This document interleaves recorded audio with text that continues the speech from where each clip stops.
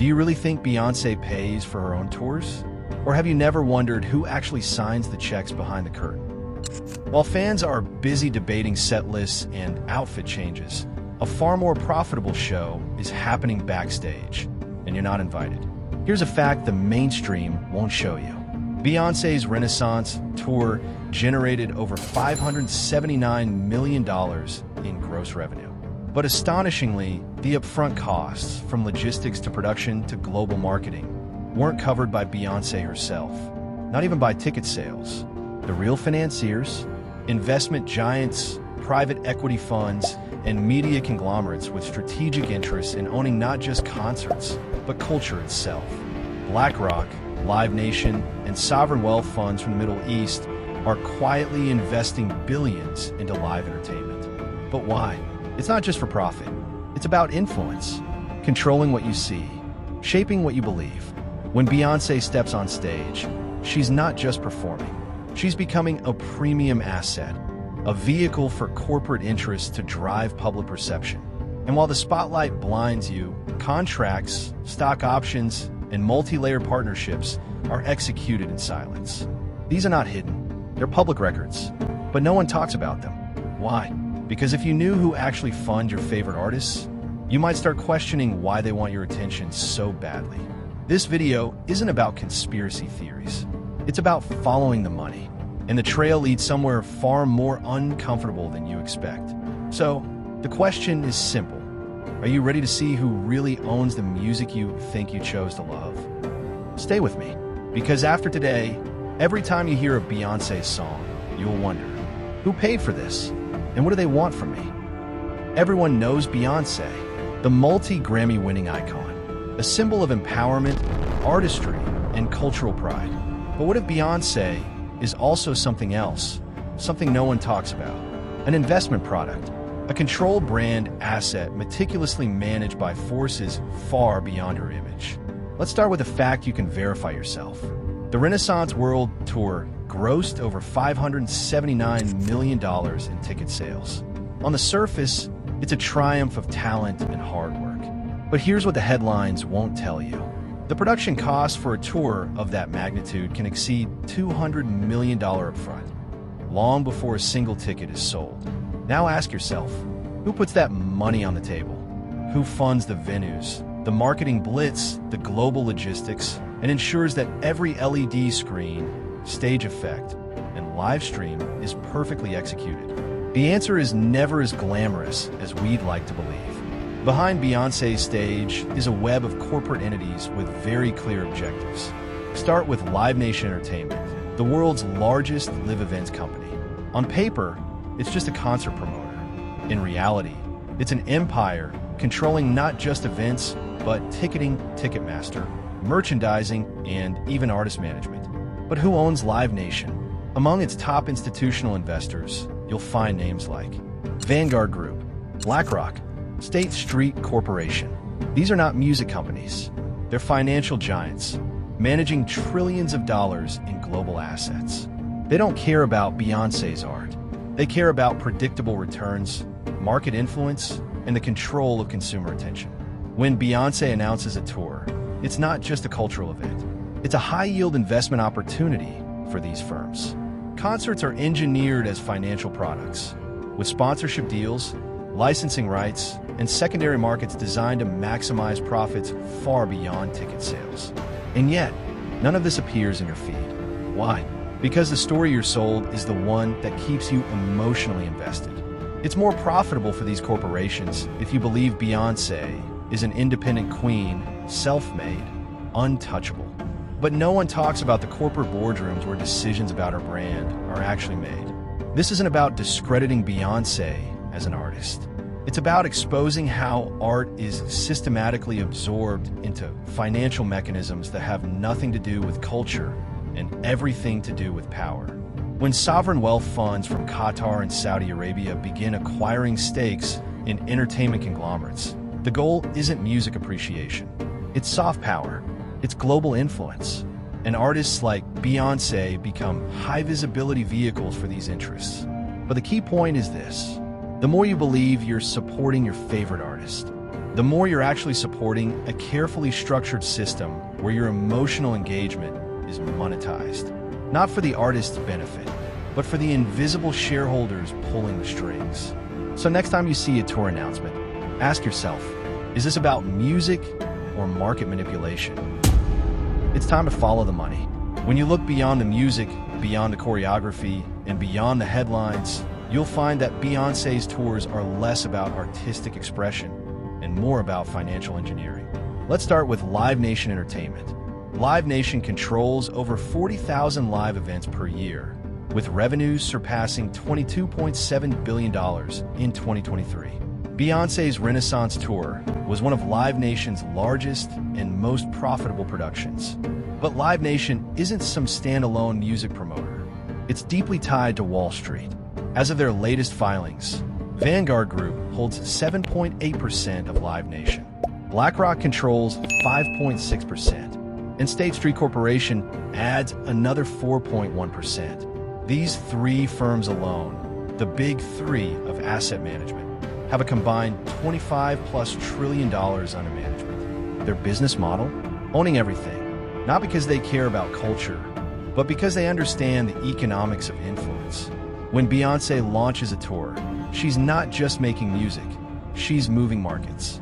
Each show, each sponsorship, each broadcast generates predictable cash flows that are securitized, packaged, and leveraged for institutional returns. It doesn't stop there. Enter private equity. In 2022, Silver Lake Partners, a private equity firm managing over $90 billion in assets, increased its stake in Endeavor Group Holdings, a company with deep ties to Live Nation and other entertainment assets. Silver Lake isn't interested in the art. It's interested in the data, ticketing behaviors, streaming patterns, consumer spending linked to fan loyalty. Your clicks, your streams, your concert selfies, all of it becomes a monetizable data point. But perhaps the most revealing connection is international. In recent years, sovereign wealth funds from Qatar and Saudi Arabia have begun acquiring strategic stakes in entertainment conglomerates. Why? To extend their soft power influence into Western pop culture. When these funds inject capital into companies like Live Nation, they're not just seeking profits, they're buying influence over what the global audience consumes. This is not hidden. In 2023, Qatar's Qatar Investment Authority, QIA, disclosed increased positions in entertainment ventures, citing strategic cultural influence as a motive. But ask yourself, why would a Middle Eastern sovereign fund be interested in financing American pop tours? Because culture is the new oil. Controlling what people admire, imitate, and celebrate is far more effective and subtle than traditional propaganda. And Beyoncé, as one of the most powerful cultural icons of the 21st century, becomes a perfect vehicle for this influence. But none of this is framed as control. It's framed as supporting the arts, diversifying portfolios, or cultural investments. Harmless words that disguise how deep these financial networks really go. Every ticket you buy, every tour you attend, every product you associate with Beyoncé feeds back into this intricate web of corporate and geopolitical interests.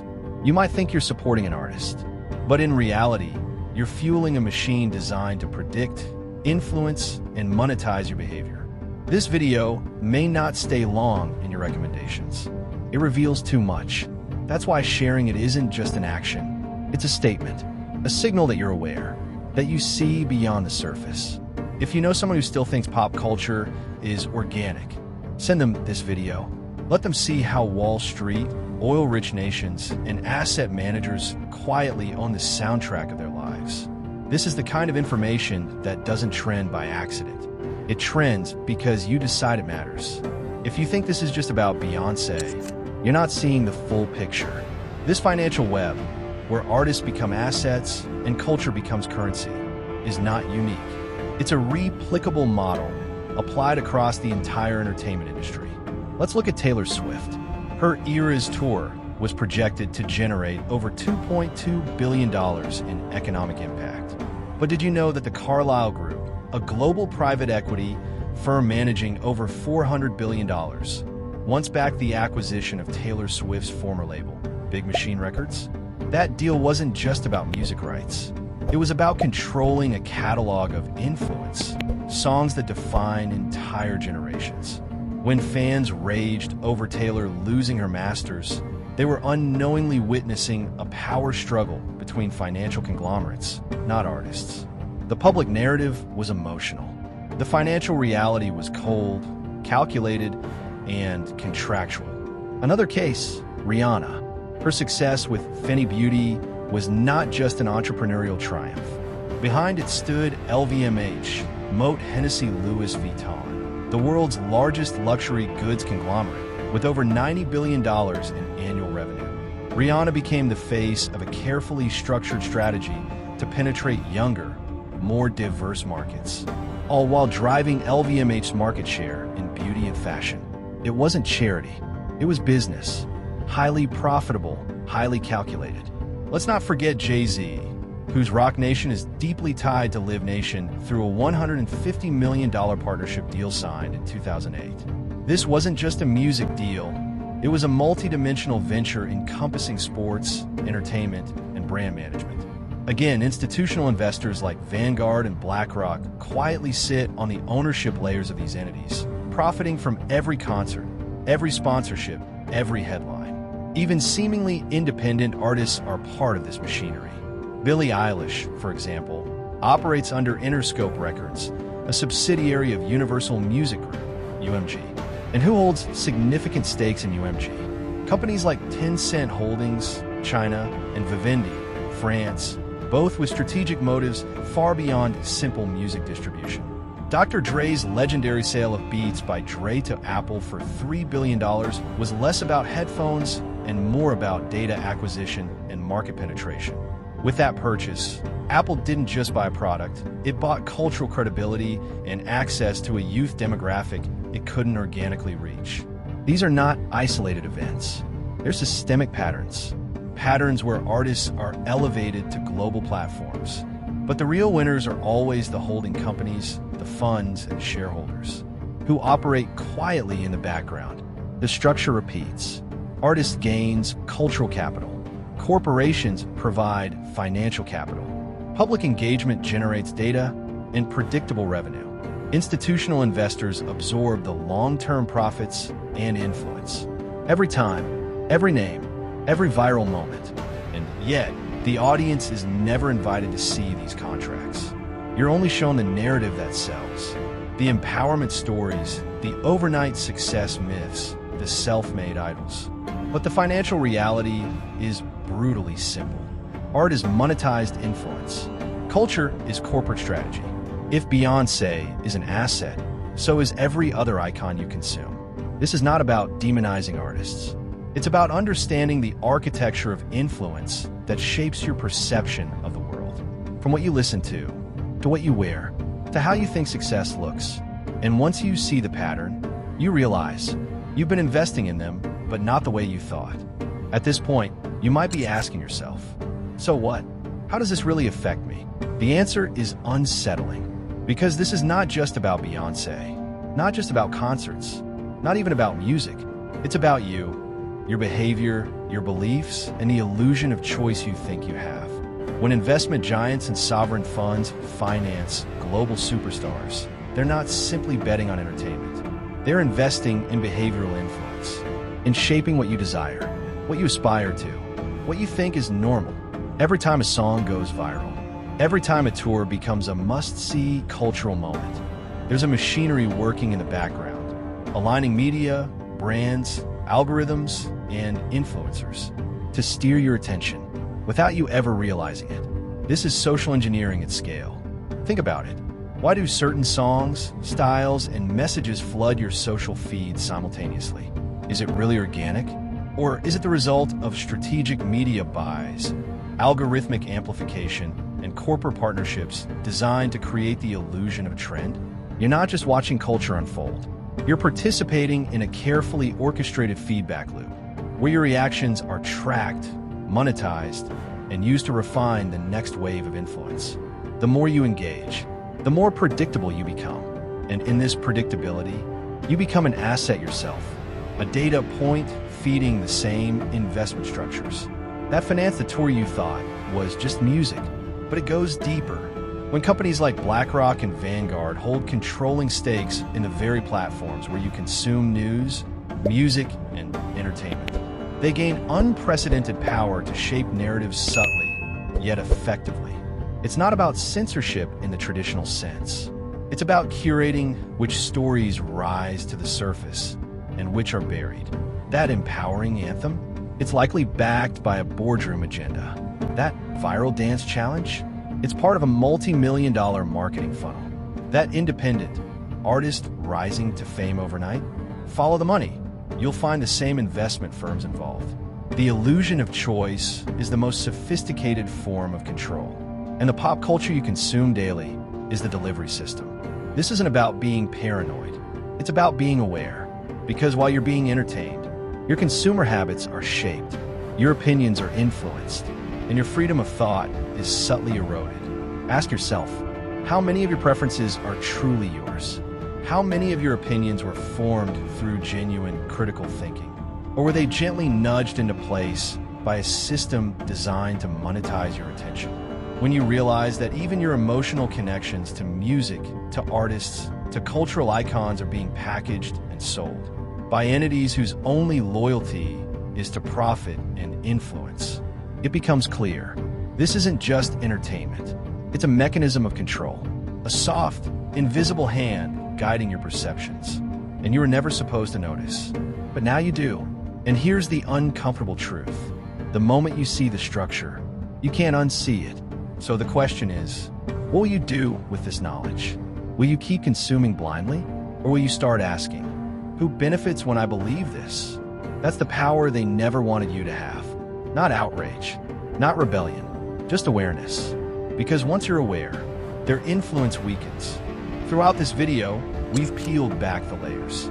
We've followed the money trails, exposed the boardrooms behind the brands, named the funds, the contracts, the power structures quietly deciding what songs top your playlists, what headlines flood your feed, and what empowering messages you're expected to applaud. But this was never really about Beyoncé. It was always about the system, the machinery that turns art into asset, culture into commodity, and influence into the most valuable currency of all, your attention. They fund the tours. They engineer the trends. They curate the icons you're told to admire. And every time you engage, you feed the very system that shapes what you believe is your choice. But let's take this one step further. If Vanguard, BlackRock, Silver Lake, QIA, LVMH, if these entities can finance and shape global celebrities, if they can subtly steer public perception through music, fashion, film, and media partnerships, then ask yourself, who is shaping your reality? When your news comes from platforms they own stakes in, when your entertainment is funded by their investments, when even your social feeds amplify only the narratives that align with their interests, are you really making choices? Or are you simply reacting to a menu they've already designed for you? This isn't about pop music anymore. It's about how influence is monetized, how perception is curated, and how soft power operates invisibly until someone stops to question it. You just taken that step, but the question remains. If they control the artists, who exactly is controlling you? I won't answer that for you, because that answer is the most uncomfortable truth of all. But now that you see the strings, how long will you keep dancing? The choice, if it still is one, is yours. If you made it this far, it means you're not like most. Most people will scroll past this, distracted, comfortable, unaware, but you stayed. And that alone says something. You're willing to look beyond the surface, to connect the dots they prefer you never notice. What we've uncovered here is just a fragment, a single thread in a much larger web, where culture, finance, and influence are deliberately entangled. But the deeper you go, the more you realize how much is still hidden. How many choices you think are yours aren't. There are more stories like this, stories that connect the faces you admire to the corporations shaping your perception of reality. But these stories don't reach you by accident. That's why, if you want to stay ahead of the narrative, you need to stay connected to the few places still willing to show what lies beneath. The next video will go even deeper, and you won't find it trending for the reasons you think. Make sure you're here for it, because the ones who control the culture, they don't want you to see what comes next.